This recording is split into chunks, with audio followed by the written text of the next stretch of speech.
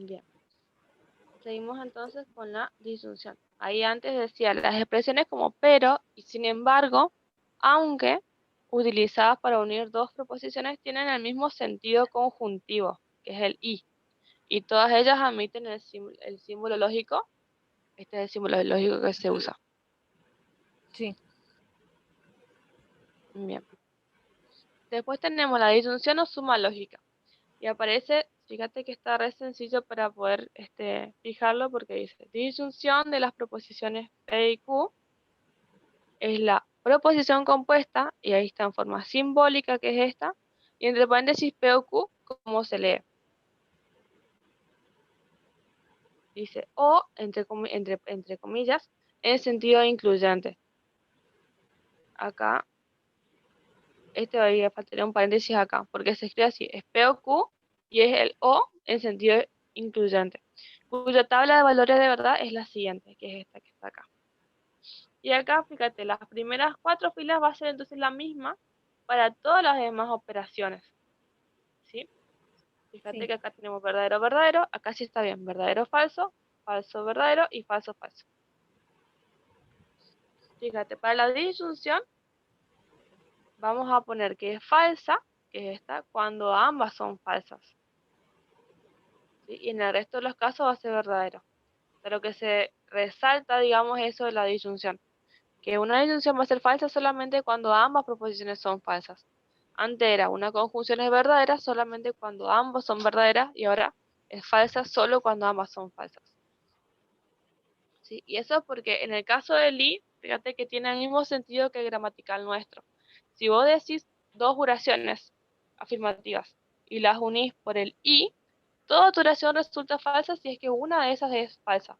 Por ejemplo, le decís, qué sé yo estudio ingeniería, ¿qué ingeniería estudias vos?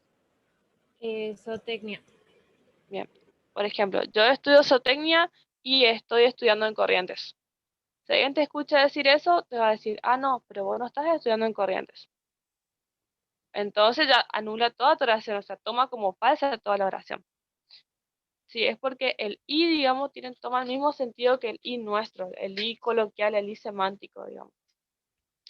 Ahora, cuando hablamos del o, en el o sí se admite, por así decirlo, que una proposición sea falsa, una de esas. Por ejemplo, yo estudio zootecnia o estoy alquilando en Formosa.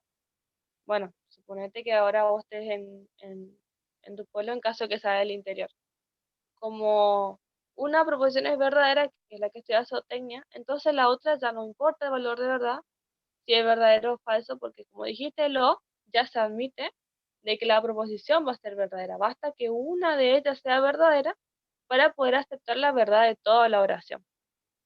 Por eso se construye de esta manera la tabla de valores de verdad. Y esta, o sea, la definición vendría a ser esta. La disyunción se define de esta manera. Se define como una proposición, la cual va a ser verdadera si es que en todos los casos, y va a ser solamente falsa cuando ambas proposiciones son falsas. El o solamente va a ser falsa cuando vos le das dos proposiciones falsas y la unís con el o. Por ejemplo, estamos en China o hay gente viviendo en Marte, por ejemplo. Y vos decís, ninguna de las dos tiene sentido, entonces toda la proposición va a ser falsa. Falso. Sí. Claro.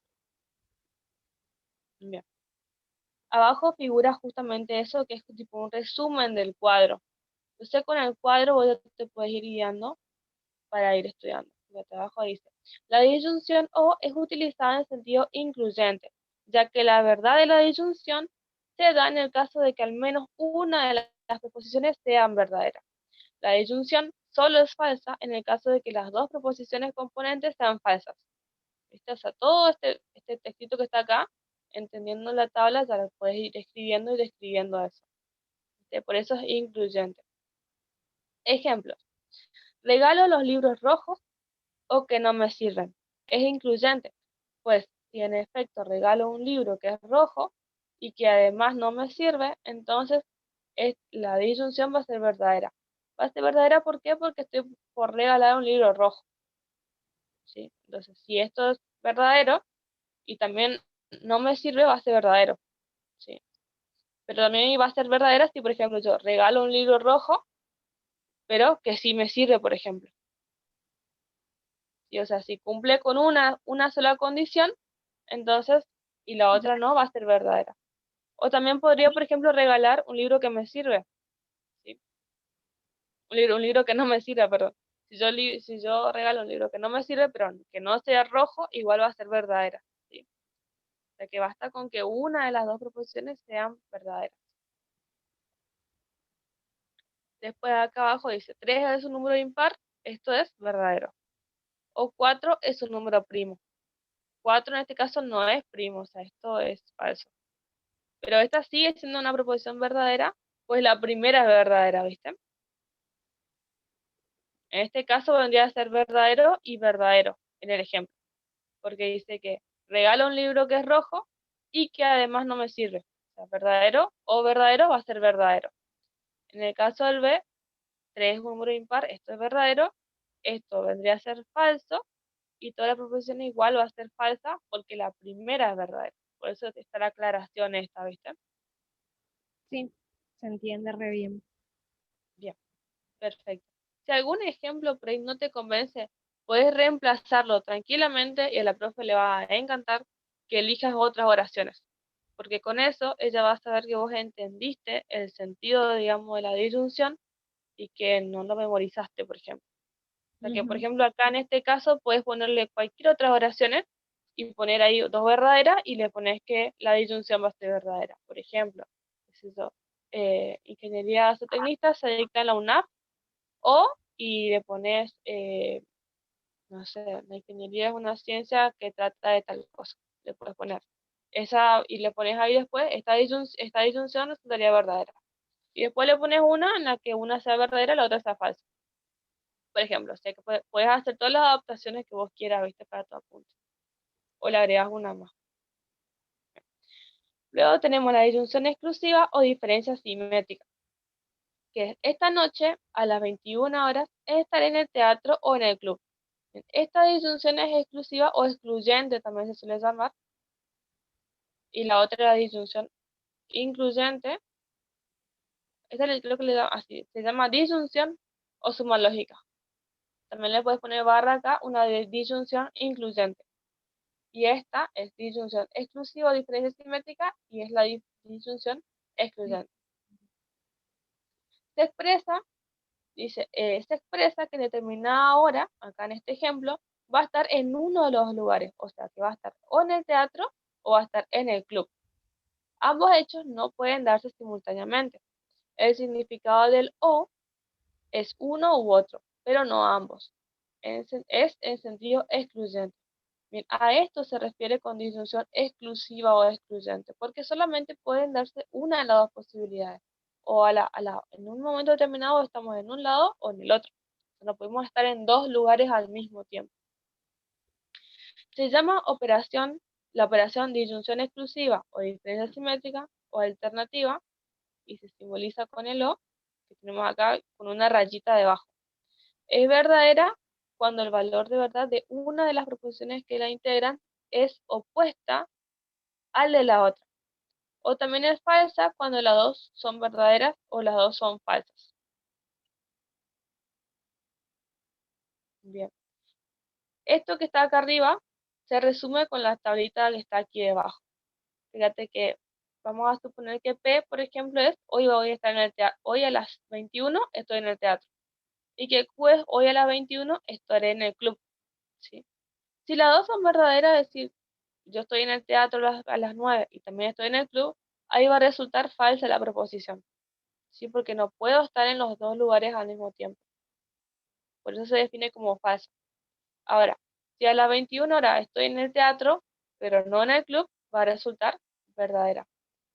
Si yo no estoy en el teatro, pero sí estoy en el club, también va a resultar verdadera, porque estoy en uno de los dos lugares. Y si no estoy en el teatro, o tampoco, ni tampoco estoy en el club, ahí resultaría falsa. Es decir, ahí no se estaría cumpliendo lo que dice esta oración. O sea, si no estoy en ningún lado, va a ser falsa también. Entonces, fíjate que la verdad se va a dar cuando una de las dos proposiciones sea verdadera y la otra no. Es decir, cuando se da esto que dice que tienen los valores de verdad opuestos. Dice, es verdadera cuando el valor de verdad de una de las proposiciones que la integran es opuesto al de la otra. Es decir, una es verdadera y la otra es falsa. O también va a ser falsa cuando las dos son falsas, que es lo que dijimos recién, que es el último caso. ¿Viste? Entonces, eso se usa como resumen, digamos, de la tablita. ¿Se entendió este caso? Sí, se entiende re bien. Bien. Entonces, lo que destacamos de esto para poder acordarse de la tablita es esto, que solamente es verdadera cuando tienen distinto valor de verdad. Así se resumiría esto. Bien. Luego dice, tenemos la implicación o condicional. La implicación de las proposiciones P y Q es la proposición P, entonces Q. Acá tenemos el simulito así como flechita. P implica Q. O también si P, entonces Q. En la operación lógica de mayor aplicación en matemática, pues los enunciados de los teoremas matemáticos tienen la forma condicional o pueden adoptarla. La proposición P se llama antecedente y la proposición Q es consecuente de la implicación o condicional. Acá es implicación en realidad, porque implicación o condicional son sinónimos. O sea, si yo te digo, se trata de un condicional, vos sabés que es una implicación. Acá arriba está en el título que dice implicación o condicional, para acá agregarlo y ponerle implicación. Un error de tipeo nada más. Sí, La ahí ya lo autocorrección. corregí. Perfecto. La tabla de verdad es la siguiente. Fíjate, la tabla, como en los casos anteriores, también las primeras 4 filas son iguales. Y fíjate que solamente es falsa cuando el antecedente, que es la primera proposición ante la fechita, el antecedente es verdadero, y el consecuente, que es el que está después de la fechita que es Q, es falso. Es el único caso de falsedad. Entonces lo que se destaca de la implicación es eso, que solamente es falsa cuando el antecedente es verdadero y el consecuente es falso. Esta tabla es la que define, esta fila, digamos, la que define prácticamente cómo se comporta la implicación. En el resto de los casos es verdadero. Abajo aparecen aclaraciones. Si P, entonces Q, refleja el proceso de deducción de que de Q, de deducción de Q a partir de P. Eso es lo que dice, porque si todo va a depender de P. Si ocurre P, entonces se va a dar Q. Acá donde tenemos una deducción de Q, entonces a partir de P. Vamos a ver de qué se trata esto con los ejemplos. La deducción es correcta, dice, o verdadera, si a partir de algo verdadero se concluye algo también verdadero, que es este caso que tenemos acá. ¿Viste? Si P es verdadero y Q es verdadero, tenemos que la implicación va a ser verdadera. La deducción es incorrecta o falsa si a partir de algo verdadero se concluye algo falso.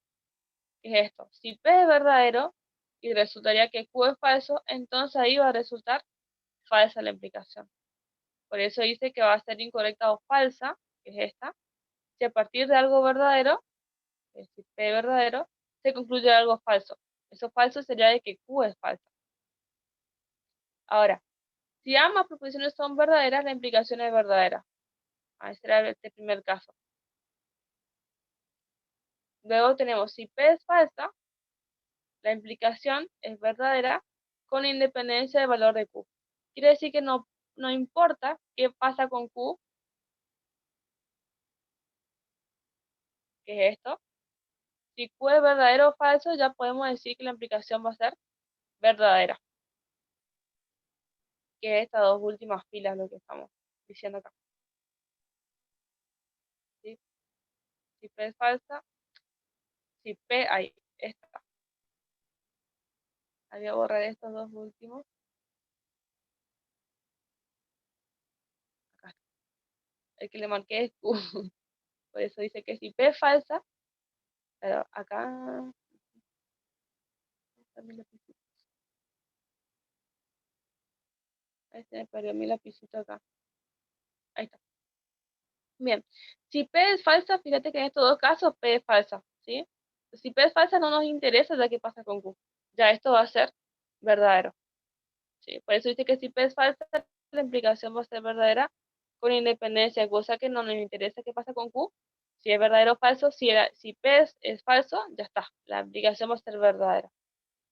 Lo que hace acá con estos cuatro puntitos es resumir la tabla también que tenemos acá arriba.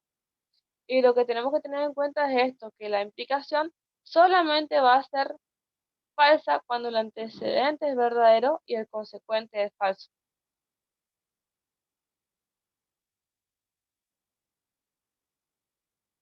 Bien. Acá debajo aparece el por qué se da esto, o sea, por qué se define esta tablita así. Dice, si apruebo el examen, entonces te presto el apunte. Y acá, el enunciado puede pensarse como un compromiso, dice. Un compromiso que está condicionado por P. Y podemos asociar el valor de verdad al cumplimiento del compromiso. Fíjate, en este caso, la implicación, porque acá aparece el entonces, toma el valor de un compromiso. O sea, se corresponde con un compromiso esta oración que estamos diciendo acá. Es como un compromiso, como una promesa, por así decirlo. Y que está condicionado por P, porque P es el antecedente, que es lo que yo afirmo que se va a dar primero. Y ahora, el valor de verdad de toda la proposición, vamos a tomarlo de acuerdo si se cumple o no este compromiso. Ahora, es obvio, dice que si P es falso, es decir, si yo no apruebo el examen, yo quedo liberado del compromiso. Fíjate que acá yo estoy diciendo, si apruebo el examen, entonces te presto los apuntes. Acá puede ser, entonces, no sé, hacemos una joda, hago un asado, lo que sea. Ahora, si yo no apruebo el examen, entonces ya está, yo ya quedo liberado del asado, de la fiesta, de la joda, del presta del apunte. Entonces, ahí ya está. Toda la oración quedó liberado del compromiso y preste o no preste el apunte, va a ser verdadera la proposición. Es decir, no estoy fallando con el compromiso. Esas son las últimas dos filas, ¿sí? Si yo no apruebo el examen, vendría a ser falso, falso, entonces no importa que si yo pruebo, o sea, si presto o no el apunte, en este caso, fíjate, yo desaprobé el examen e igual presté el apunte. Entonces, la proposición va a ser verdadera. Y acá desaprobé el examen y no presté el apunte. La proposición sigue siendo verdadera. ¿Por qué? Porque yo dije que si apruebo el examen, entonces ahí recién iba a hacer algo, ¿sí? Entonces no importa si yo hago o no la joda o el asado o lo que sea, es decir, si fue verdadero o falso, igual ya la proposición va a ser verdadera, porque no estoy faltando con este compromiso. Porque todo estaba dado por P. Entonces si P es falso, ya está. Ya va a ser verdadero porque no estoy fallando. Ahora, es decir, dice, si el antecedente es falso, la implicación va a ser verdadera. Eso es lo que marcaba recién, ¿viste? Entonces, si el antecedente es falso, si P es falso, la implicación ya está, es verdadera. Ahora, si P es verdadero, en cuyo caso yo apruebo el examen y yo no presto el apunte, el compromiso no se cumple y la proposición va a ser falsa entonces. Es decir, en el único caso en que yo estoy faltando con el compromiso es si se da esto. Si yo apruebo el examen y entonces, por ejemplo, no hago la joda, o no hago el asado, o no pasa algo. Entonces ahí yo estoy fallando con el compromiso. Ese es el único caso de falsedad. Por eso acá figura así. Antecedente verdadero, que apruebo el examen, y consecuente falso, que no cumplo, que no hago el asado, no presto, no nada. Entonces ahí resulta falsa. Porque es el único caso en el que el compromiso que yo hice se estaría rompiendo. Y cuando yo estoy rompiendo con lo que dije. Ahora, si P y Q son verdaderas, entonces la implicación es verdadera porque el compromiso sí se cumple. Esta es la más fácil. Por ejemplo, acá yo apruebo el examen, hago la joda, entonces va a ser verdadero. O si yo apruebo el examen, bueno, este es el único caso entonces en que se rompía. Si yo apruebo y no presto el apunte, por ejemplo, ahí es el único caso de que es falso. ¿Se entiende el análisis de esto? O sea, este texto que está acá abajo es para resumir, digamos, cómo se construyó la tabla de arriba. Ahora, la implicación solo es falsa cuando el antecedente es verdadero y el consecuente es falso. Eso que está en negrita, resumen toda la tablita que está acá. Sí, ¿Se entendió lo de- ya. se escucha bien? Avisaron por ahí si se corta o algo. Bueno, hasta ahora está re bien todo. Se escucha, se entiende, está. Bien ahí. Estamos. Y lo mismo que con el ejemplo, puedes poner cualquiera, ¿viste? Que si pruebo el examen, entonces le pones acá. Hacemos un asado en la casa de la profe, por ejemplo. No sé, le puedes poner ahí cualquier ejemplo, ¿viste? Y estamos. Ahora, otro ejemplo dice, si consigo trabajo, entonces me caso contigo. Dice, si consigue trabajo y se casa con ella, el compromiso se cumple. Es decir, si P es verdadero y Q es verdadero, entonces esto va a ser verdadero.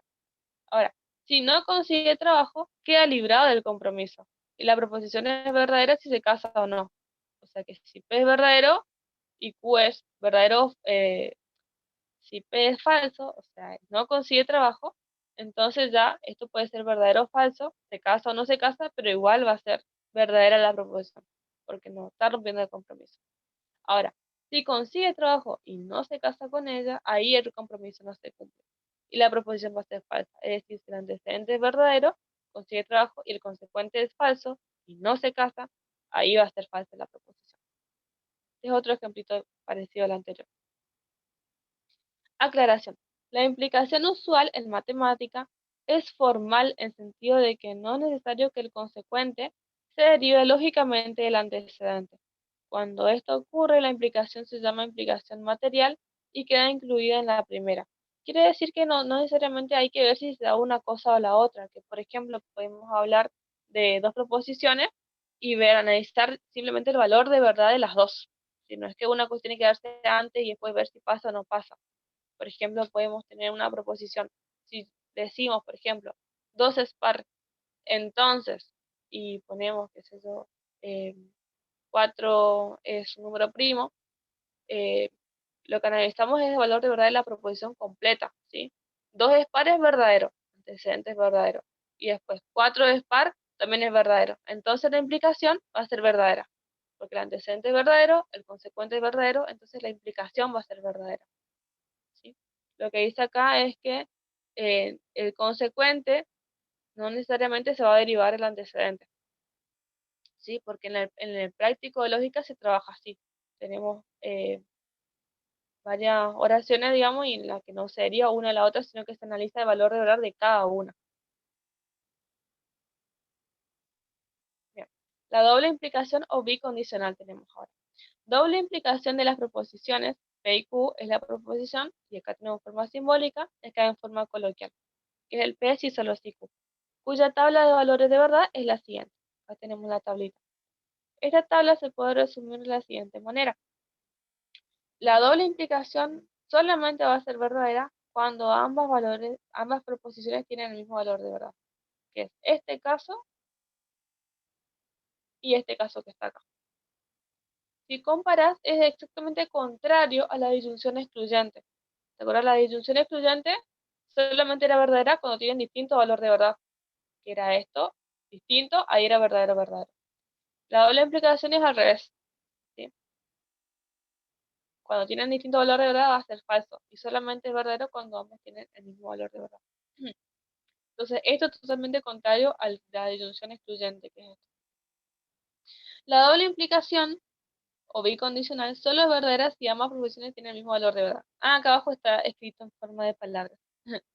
La doble implicación puede definirse como la conjunción de una implicación y la recíproca. Bien, acá abajo aparece una comparación de la conjunción de P entonces Q y Q entonces P. Fíjate que la implicación era una flechita con, de ida nada más, por así decirlo, o sea, que apuntaba hacia Q. Y la doble implicación es como que la unión de dos flechitas, por así decirlo. Es porque el P si solo si Q equivale a esta implicación, P entonces Q, conjunción y Q entonces P. Y abajo está la demostración de esto. Acá abajo ponemos siempre para P y Q las 4 primeras filas iguales. Esto se repite siempre. Acá necesitamos la implicación P entonces Q. Habíamos dicho que la implicación solamente era falsa cuando el antecedente era verdadero y el consecuente falso. Antecedente P, verdadero, consecuente Q falso, ponemos falso acá. En el resto de los casos, verdadero. Entonces ponemos falso y ponemos verdadero, verdadero, verdadero. Ahora, para analizar esta columna, el antecedente va a ser Q y el consecuente va a ser P. Entonces, cuando el antecedente Q es verdadero y el consecuente P es falso, ahí ponemos falso. Buscamos cuando Q es verdadero y P es falso. Como acá, Q verdadero y P es falso. Acá Q es verdadero, pero P no es falso.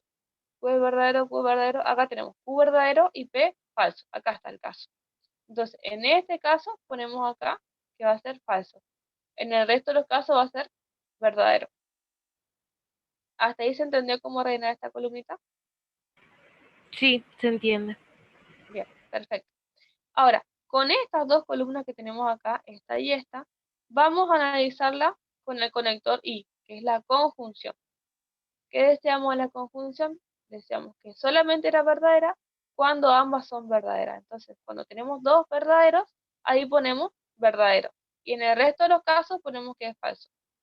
Entonces tenemos verdadero, verdadero, esto va a ser verdadero. Bien. Acá falso, verdadero, esto va a ser falso porque no son las dos verdaderas. Acá tampoco son las dos verdaderas. Esto ponemos falso. Y acá verdadero, verdadero, resulta verdadero también. Y fíjate que la columna que nos resultó recién es exactamente igual al del sí solo sí que habíamos visto recién. ¿Sí? Fíjate, verdadero, verdadero, cuando ambas son verdaderas resulta verdadera. Esto es exactamente igual a esto. Cuando la primera es verdadera y la segunda no, es falsa, que es el caso que tenemos acá. El otro caso también es falso cuando tienen distinto valor de verdad. Y cuando tienen igual valor de verdad, o sea, falso, falso, esto es verdadero y esto también es verdadero. Entonces, al ser iguales las columnas, o sea, el resultado final, decimos que estas proposiciones son equivalentes. Por eso dice que P si solo sí es equivalente a esta proposición que vimos recién. Al P entonces Q y Q entonces P. Entonces lo que hacemos con esta tablita de acá abajo es demostrar que estas dos proposiciones son equivalentes. O sea, esta conjunción es la definición de P si solo sí Q. Para eso está esto que está abajo. Eso más que Se nada, bueno. reentiende. Bien, perfecto, bien, bien. Dice, los valores de la última columna de ambas tablas son los mismos. Acá está lo que vimos recién, ¿viste? Luego son equivalentes, pues tienen la misma tabla de verdad. Ahí está. Bien ahí.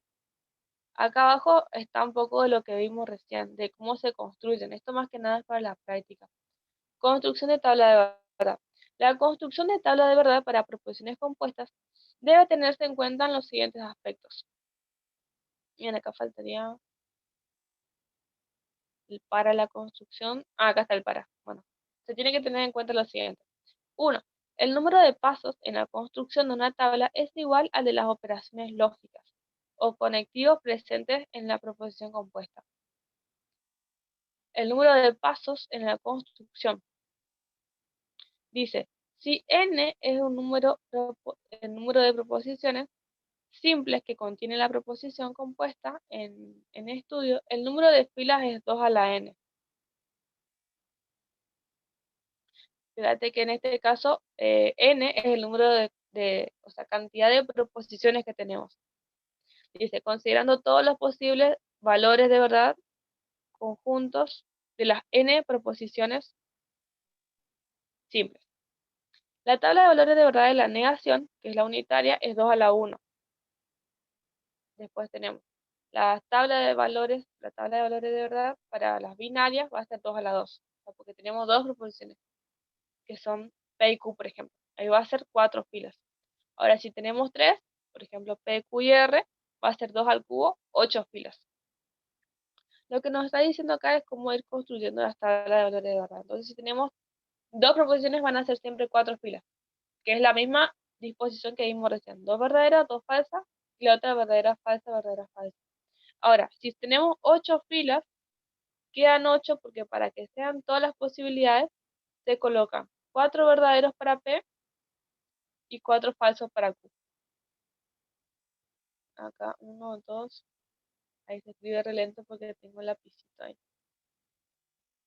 Las 8 posibilidades que dice acá, las 8 filas, es porque para P va 4 verdaderas y 4 falsas.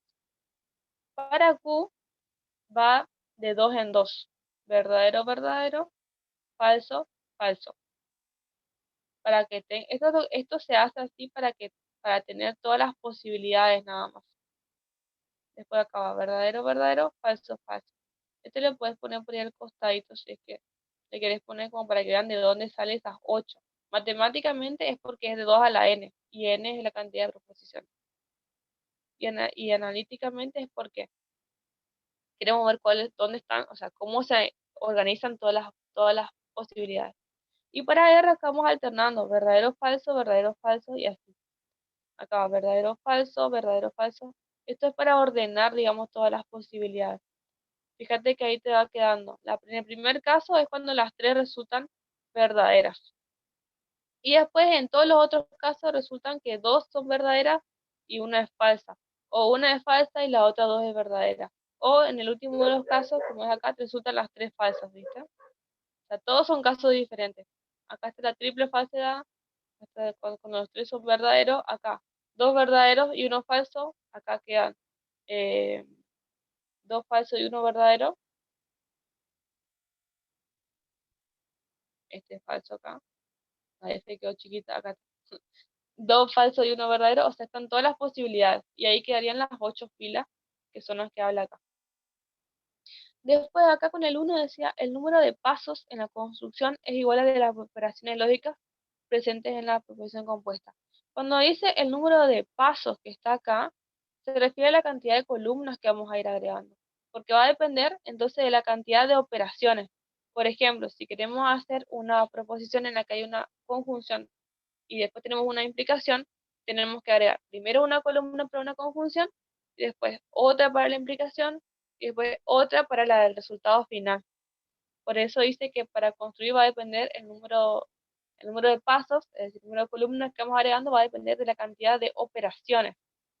Fíjate, en el caso del anterior, para poder hallar el valor de verdad de la columna final de esta proposición, ¿qué necesitamos?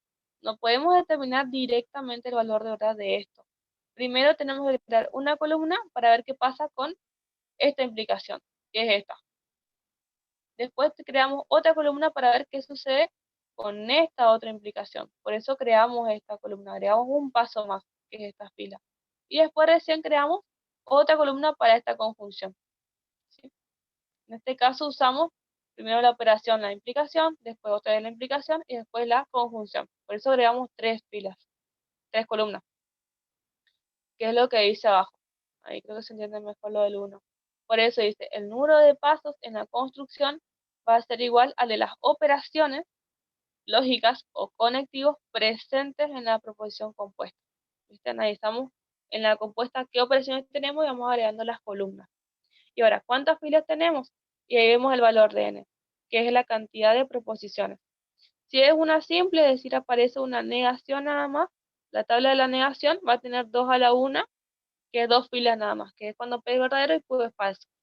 Ahora, si es binario, vamos a tener 4 filas. Si es ternaria, son las 8 filas que agregamos recién. Bueno, eso es todo para construir la tablita. ¿Hasta ahí vamos bien? Sí. Bien. Luego tenemos las condiciones necesarias y suficientes. Consideremos la tabla de valores de verdad de la implicación, que es esta. La implicación que dijimos era verdadera, cuando antecedente verdadero consecuente falso resulta falso. Bueno, hay 3 casos en que la implicación va a ser verdadera. Entre ellos, uno en que P es verdadero y en el cual Q es verdadero. Fíjate que estamos hablando de este caso. Cuando P es verdadero y Q es verdadero. Dice, si P entonces Q es verdadero, es decir, la implicación es verdadera, tenemos 3 casos, ¿viste? Que son esta y esta, los casos de verdad, estas 3.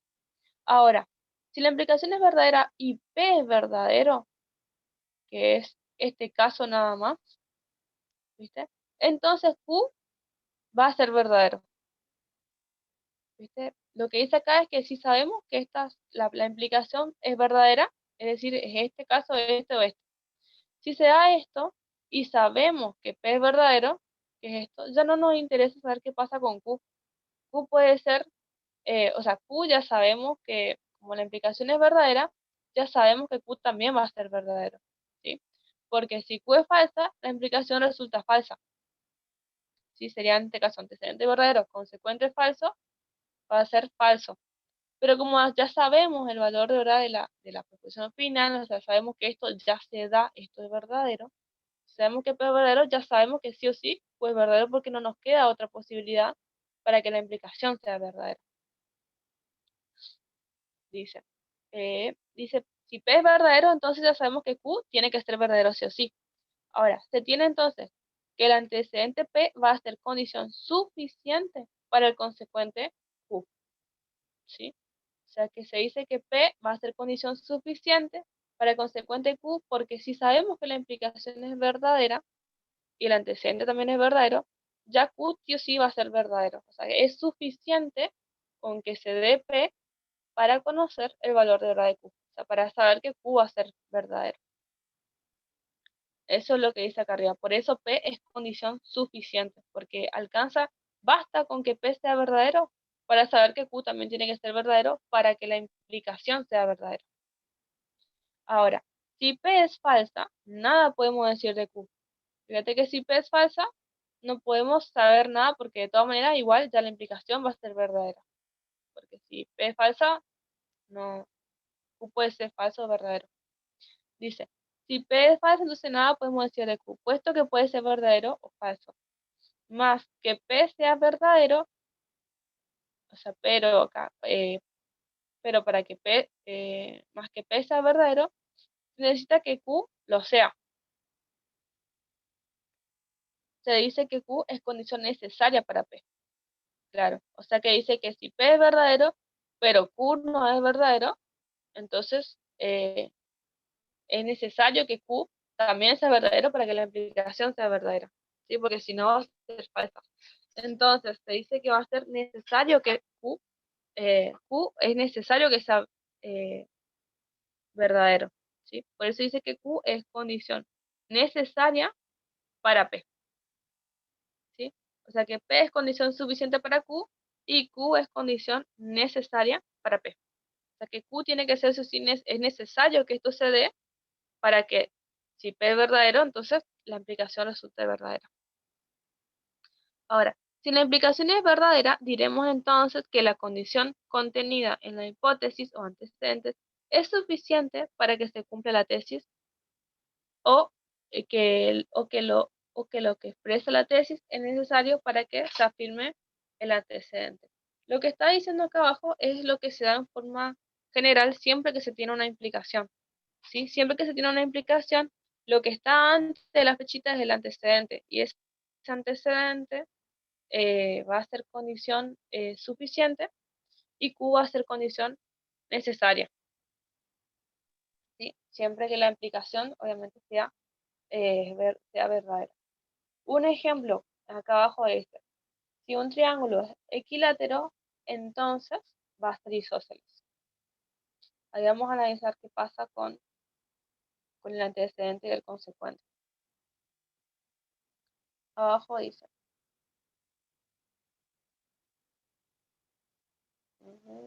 acá está, el ejemplo es este. Dice que un triángulo sea equilátero es condición suficiente para que sea isósceles.